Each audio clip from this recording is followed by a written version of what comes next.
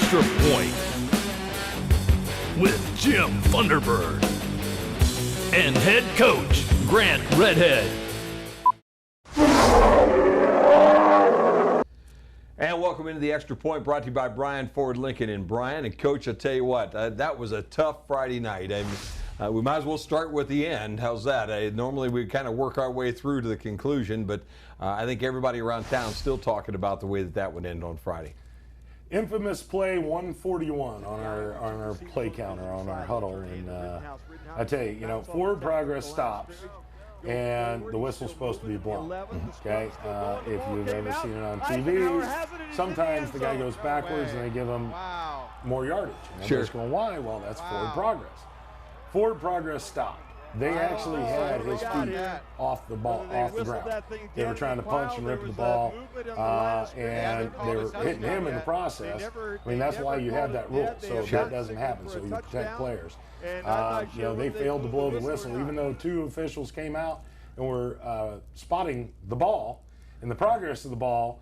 The head official deemed it a fumble and a touchdown for Tiffin. Because that seemed to take forever. I mean, that last play, and everybody was in the booth. There were two other radio stations from Tiffin there that night, okay? One right next to us.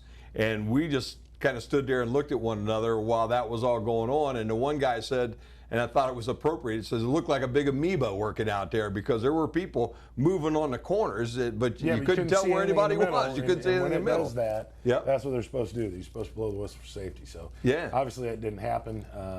That play did, take the game away from our kids. It did. The 5 previous fumbles didn't help. 3 fumbles and 2 interceptions. But to turn the ball over that much and have the second half that we did and the adjustments we made and have it come down to where your kids don't win the ball game that way, everybody who was there probably saw my blood pressure go up and was probably pretty interested in that timeout conversation I had. I bet they were. That's one I think you probably could sell copies of right now and make a little money on, Coach. Yeah. People want to know exactly, as I say, I keep things Christian. I mean, there's no use for words that don't need to be used. And but I was very, very curt and to the point, and I told him flat out, I don't agree with that call. I agree. I can argue the spot of the ball. And if it was a pass, I could argue whether it was a completion or not. I can't argue anything else, and I was arguing the spot of the ball. So. Sure, okay. Well, for the longest time, they didn't make any kind of signal whatsoever. We were sitting up there waiting for them in the press box to signal a touchdown, to signal anything. Because the play itself took a couple of minutes, it seemed like, and then we sat there for another couple of minutes waiting for somebody to make up their mind out there on the football field. Eventually, they did make up their mind. And the thing that was the most surprising was when that Eisenhower kid, number 5, pulled that ball loose and was standing in the end zone, because we all looked at one another and went, holy mackerel, how did he get there and what just happened in this whole scenario? And then you had to sit through all that indecision and wait for somebody to decide yes or no, this is what happened. And everybody and on our side, obviously not real happy with the way that all turned out.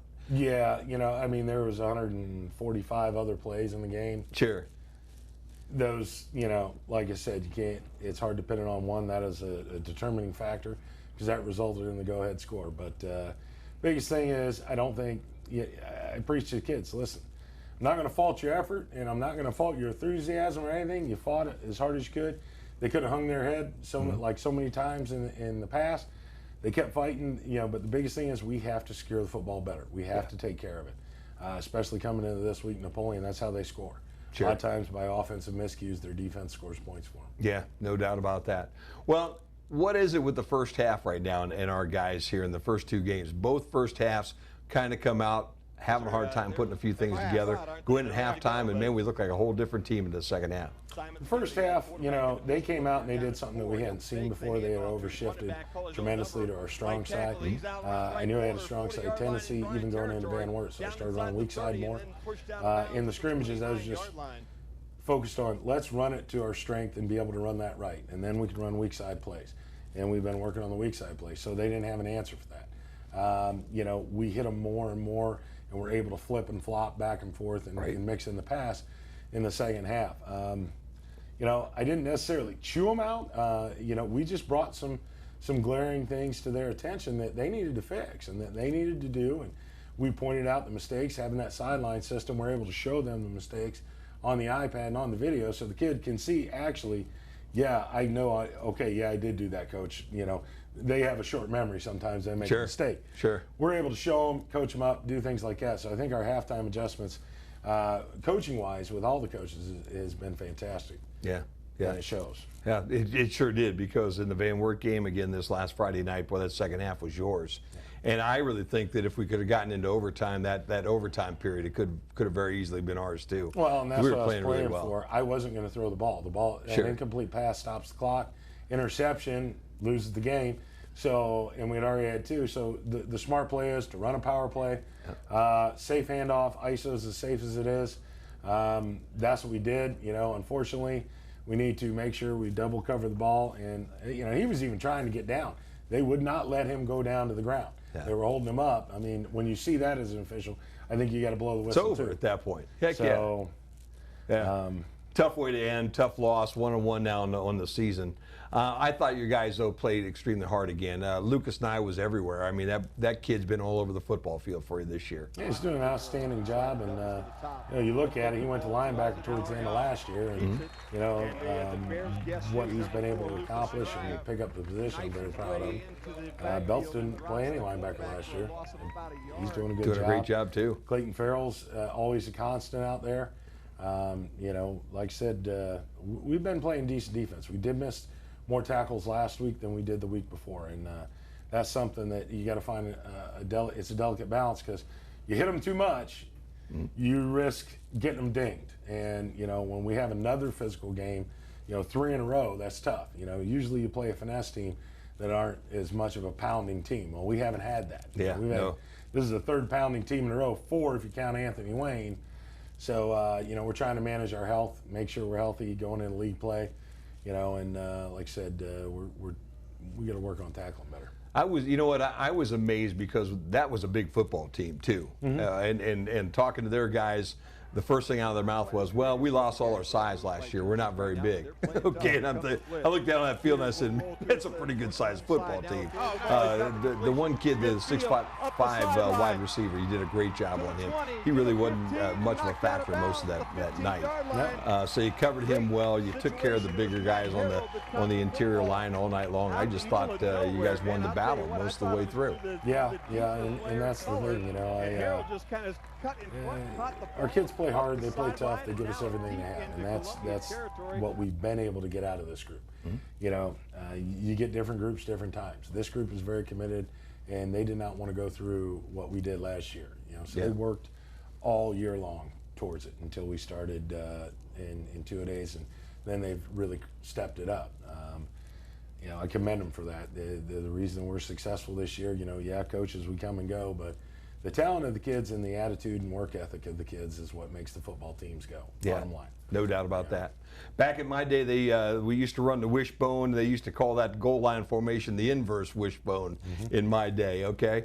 It kind of sets up for a neat little look on that goal line, and you hand the ball to Clayton Farrell, and I don't think anybody was expecting Clayton to have that second touchdown run, because you've been handing to Rittenhouse all day long. You got Belts on the other side.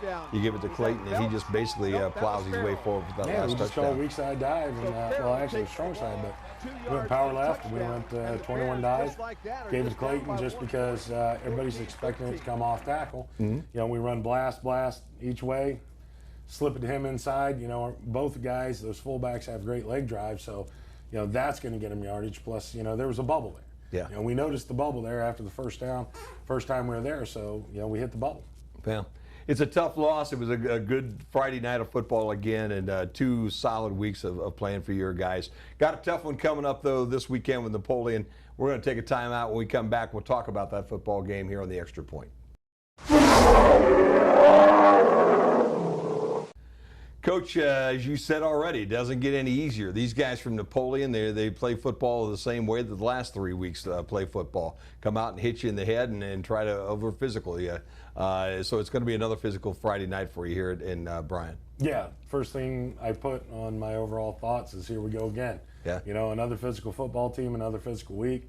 we need to rise to the challenge. We can't sit there and say we're tired. We're healthy. We've got our legs, everything. It's good. I think we're in very good shape. We haven't had anybody cramping or had to pull anybody from a game, even all the way through scrimmages. So, the summer conditioning, everything's paid off. Like I said, I like the matchup. I think it's going to be a good game. May not be the most exciting game like that, Florida State Ole Miss game, but, sure. With the fireworks in the passing game. But, I think you're going to see, if you like good old-fashioned pound-it football, I think that's what it's going to be. Now, they had quite a fight the other night with Liberty, man. They went into, triple overtime, I think, and got beat by Liberty. So that pretty much gives you a good yardstick. We expected Liberty to be a good, solid team. I know Napoleon lost a ton of players from last year, but they still have a lot of kids coming back that are playing some football, obviously, after that Friday night. Yeah, they do have a talented squad. Biggest thing is that's kind of like at Henry County, War or whatever. Those guys, they really, Napoleon and Liberty really go back and forth a lot. That's a big rival for them. So maybe they'll come in taking us light. I don't know. I doubt it, but I think this team I got can play with almost anybody. Unless they've got 6'5" receivers, and we've played him. Yep. And we've shut them down, fairly effectively. So I think we can do okay. Nobody's on our schedule is better than Anthony Wayne. No, physically, I had 3 D1 athletes, and we competed, and that's all we have to do is stay in it and compete and let our defense do the job, and offense will eventually get us there. Yeah, it's going to be an interesting game. I know Coach Strock likes to run the football. They're not going to throw the ball all that much. Last year's game, I think, was one of the shortest games we've ever seen in the history of doing high school football for a long time, because both teams tried to pound that ball all night long, and I expect the same kind of thing. Zach Nobis, how's he coming along? Is he going to be back at all anytime soon? Yeah, he'll be ready this week, and I expect him to see some time. There's a couple options that we have, but I'm going to give him some game reps. I got to see what he can do. Drew hasn't done anything to lose his job, but it will also help us if Drew can play some Q and then also extend out into playing some receiver as well. That'll help our receiving core, because right now we got to catch the football. We've had too many drops. We were 4 of 11, and with 2 interceptions now, a lot of those balls were right on the money and got dropped, and we can't have that. So he can help out there too. Yeah, no, he's a very athletic young man too. So it gives you another look on the outside. Will you change formations at all with him once you put him out there, or pretty much what we're going to see is what we've seen all year long? What you see is what you get. We can run everything we run out of the same formation, so they never know where we're coming. Yeah. We may go twins receivers, do a little more motion and things like that, but we've been effective. The most effective we are is in our basic formation, and that way they can't tell where it's going. They have to watch 5 different spots. Yeah. Well, I'll tell you what, it's been a fun team to watch this year. It's an entirely different attitude. It's an entirely different football team this year than the one you had last year. Yeah, I think people are going to like these kids out in the community too. These kids have all the way through, especially the senior group. Yes sir, no sir. Yes ma'am, no ma'am. They're very, very respectful. Not saying that the other group wasn't, but this group just has something special about it. Every now and then you get a group of kids that, I've had some that are very talented and very special and good groups. I've had some groups that are talented that, you got to stay on them with your thumb all the time, or else they're doing something that, that you don't like. This group's a good group. Like I said, we like being around. We like coaching. Practice is fun, and they're good to each other. That's the big thing. So you've got that team bonding. Teams got to kind of meld together, and if you like who you're around, you can do a lot of good things. Yeah, you really can. This year, first week really to start having to deal with the high school, going back to school schedule too. Not that you're in class, because that's not going to happen until next week, but all of a sudden things are starting to become more like a fall school system nowadays, isn't it? Yeah, it is. It's getting back to it, being in school, and we don't have the first 2 weeks of school, we don't have a home game, but that first pep rally, homecoming week, 3rd week of school, that'll be interesting. And there's a lot of little bumps in the road we got to get over with the new building and things, but we're all excited, including the kids, and You know, I am. This is my third new building I've had as a teacher in 23 years, so I'm loving it. Yeah. You've been inside the school. What do you think? Oh yeah, it's beautiful. You know, again, this is when I opened the brand new school, that was great. This one, they've gone above and beyond. You know, it's a marquee flagship school. You know, it's all I can say, and the technology and things that they give the kids, and I think our kids in Bryan will appreciate that. That's the good thing. Parents have taught them well enough to appreciate good things, and you know, that's something that they need to take care of and be proud of. We're at that point, Coach. What's it going to take to win this week? Yeah, we got to take care of the football. Turnovers are going to tell the tale. They turn it over, we turn it over. Last year, turnovers was the ball game. It was. We fumbled going in to score, and they fumbled, and we fumbled coming out. Two different quarterbacks fumbled. Creek coming out. Novus going in. You know, they scored off Creek's fumble. We didn't score off Novus's fumble. You know, that was the ball game. And it was, you know, 6-0. We score and we got a good kicker and we kick an extra point, maybe it's 7-6. Yeah. You never know. You know, those things are tough, but we have to secure the football. Last thing before I let you go, because you brought up the kicker all of a sudden, I've been wanting to ask this, and we've speculated about it in the booth a couple times. Josh Jones has a pretty good leg. Is there a point in your mind that Josh is good from? I mean, is there a spot where you're going to say, hey, let's try for the 3 at some point in time? Yeah, it's pretty good from the 25 yard line. Yeah. You know, which is it's a good sized kick. Yeah. But, you know, a 37 and a 42 yarder. But, you know, he can do that. We've practiced it. You know, I'm fairly comfortable with it. If I have to kick field goal, I'm going to position the ball in the middle to give him the best opportunity. But part of me says I'm scared because, you know I got different guys blocking up front, but that darn team to the east last year got us, you know, 14-13 because they missed it because they had 2 guys on the right side just take a play off, you know, to go into overtime. Haunting memories. Yeah. Oh, well, you're going to have some good memories before this year's over. You already have one. Last Friday night was a good night, and let's hope that this week's going to be even the best, because it'd be great to be able to bump Napoleon off. Always a good team, always a rival in the past. We got them back on the schedule again. They kind of nipped us at their place last year. Let's nip them at our place this year. What do you think? Hey, win by, you know, 50 or, you know, win by 1. It doesn't matter. A W is a W, and I'll take it any way I can get it. No doubt about that. That's going to wrap it up this week for Extra Point. Good luck, Coach. We'll see you on Friday night. Thank you. Football's coming up next here on BryanSports.com. Josh Jones, 20, 15, 10, 5, touchdown! Woo!